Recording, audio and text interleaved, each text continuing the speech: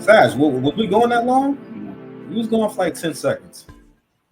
But I still like saying the intro. All right, well, that's really good for me when I go to do another topic and whatnot. So, this video right here was the first of many videos, of pretty much, of her media run and doing interviews. Because in moments like this, bro, this is when you're supposed to be selling yourself as the change that people want to see. First of all, it is nothing about honesty and addressing things straightforward. If people are concerned about seeing more, first of all, I just don't really feel like you were speaking to what are people disappointed in, and what do people want to see more of. And there's no acknowledgement of, hey, we haven't done the best job. We haven't done the best job with this administration, so we want to fix these things. And what people really want to hear is that, all right, they want to hear order. How are you going to bring order to all this shit? Okay.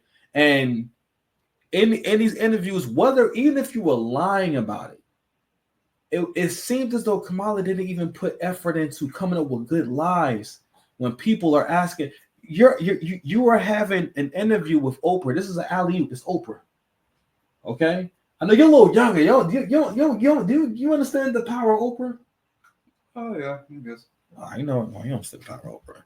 You don't accept Tyrese in your heart, and you don't understand the power of Oprah.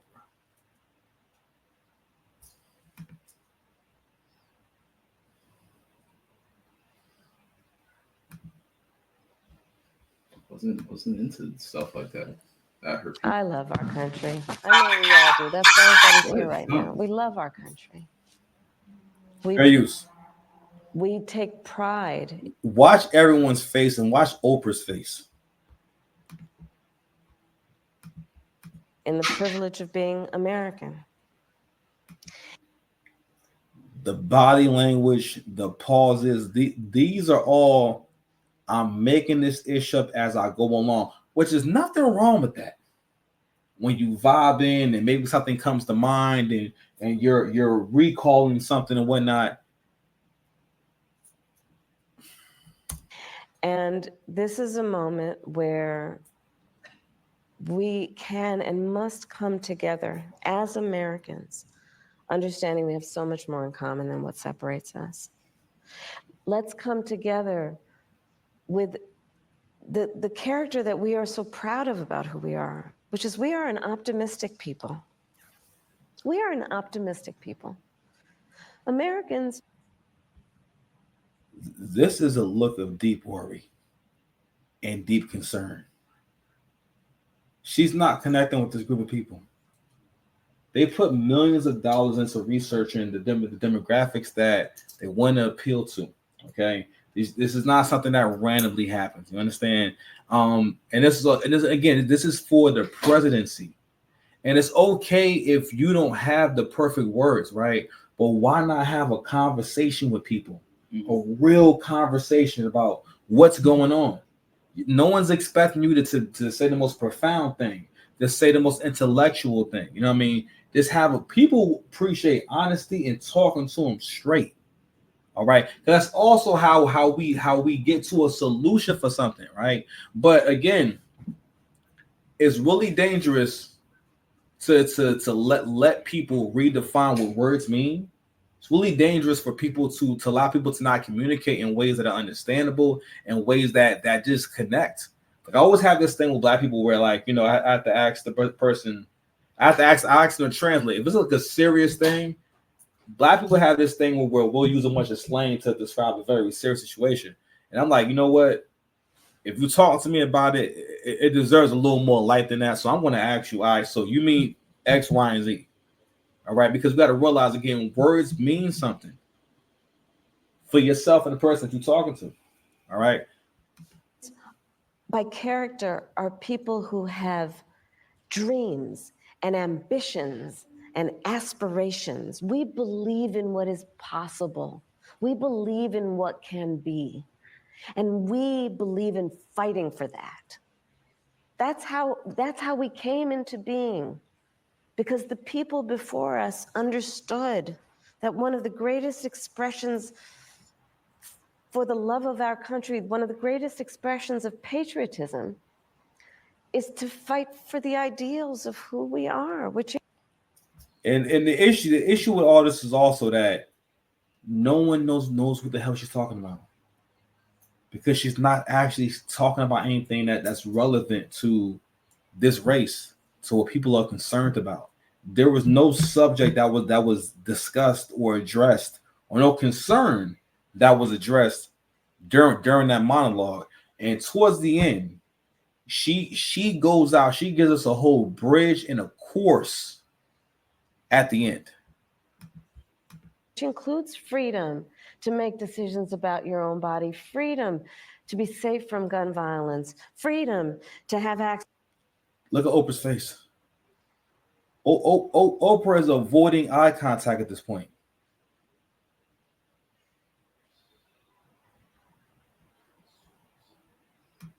To the ballot box, freedom to be who you are and just be, to love who you love openly and with pride, freedom to just be.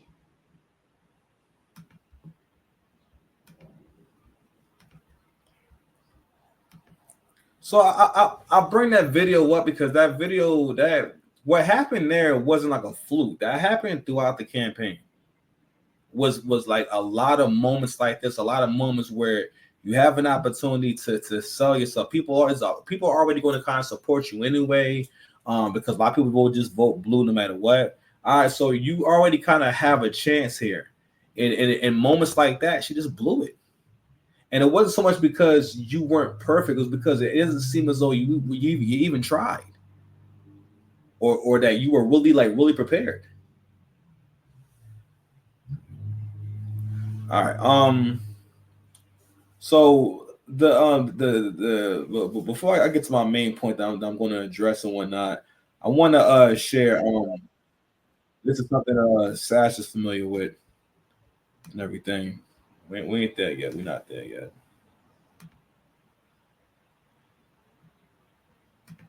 So somebody posted this.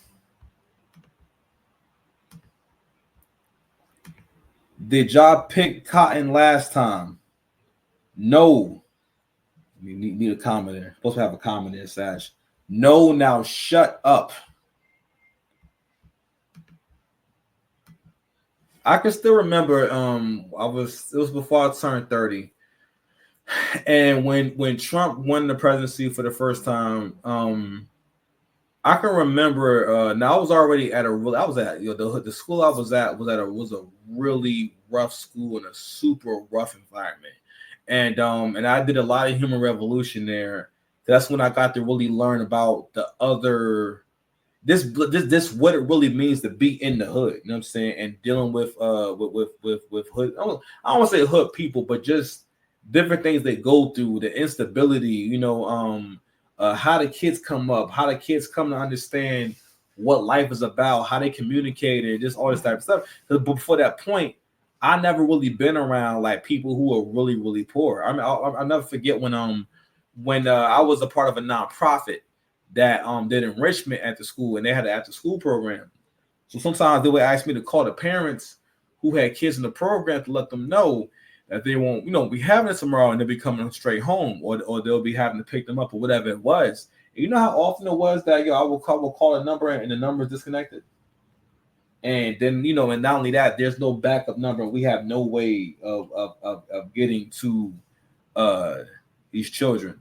And anywho, I remember the whole vibe in the school. It was very dreary. It was a rainy day the next day, and the whole vibe was as if something terrible happened, right? And what I think about those 4 years and whatnot, I mean, like that now that I'm really thinking about it, I think like that's when my life really came together. You know what I mean? And Angry Man made a point earlier about like, he made